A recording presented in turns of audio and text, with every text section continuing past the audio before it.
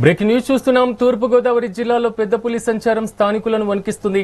గత 3 రోజులుగా రాజానగరం నియోజకవర్గంలో తిరుగుతున్నటువంటి పులి ఇప్పుడు దివాన్ చెరువు వరకు రావడంతో ప్రజలు బంబిల్లెత్తిపోతున్నారు.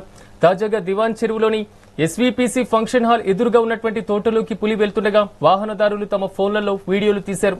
హైవేపై జాతీయ రహదారికి సమీపంలోనే పులి సంచరిస్తుండటంతో అటవీశాఖ అధికారులు వాహనదారులను హెచ్చరిస్తున్నారు. ఇప్పటికే రాజానగరం ఎమ్మెల్యే బత్తుల బలరామకృష్ణ బాధితుల గోడును విన్నారు. ఇక పులిని వెంటనే బంధించకపోతే ఉప ముఖ్యమంత్రి పవన్ కళ్యాణ్ దృష్టికి తీసుకువెళ్తానని కూడా ఆయన హెచ్చరించారు. అటవీశాఖ 11కు పైగా ట్రాప్ కెమెరాలు, డ్రోన్ల సహాయంతో గాలింపు చర్యలను ముమ్మరం చేసింది. పులి ఏ క్షణాన ఇటువైపు దాడి చేస్తుందోనని స్థానికులు భయంతో వణికిపోతున్నారు.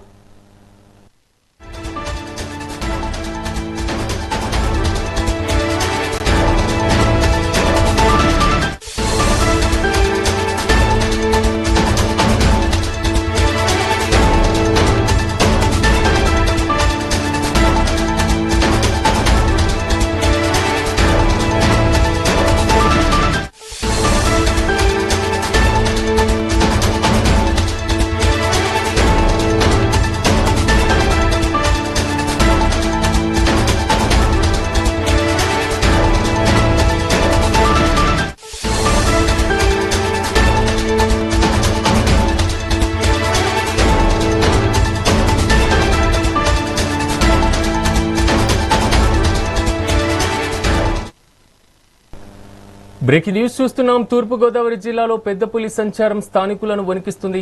గత 3 రోజులుగా రాజానగరం నియోజకవర్గంలో తిరుగుతున్న పులి ఇప్పుడు దివాన్ చెరువు వరకు రావడంతో ప్రజలు బెంబేలెత్తిపోతున్నారు.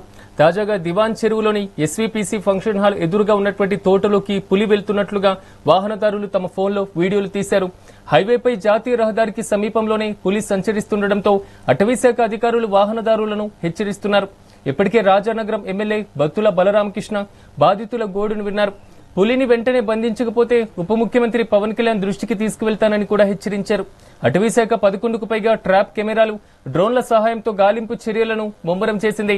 పులి ఏ క్షణాన ఎటువైపు దాడి చేస్తుందోనని స్థానికులు భయంతో వణికిపోతున్నారు.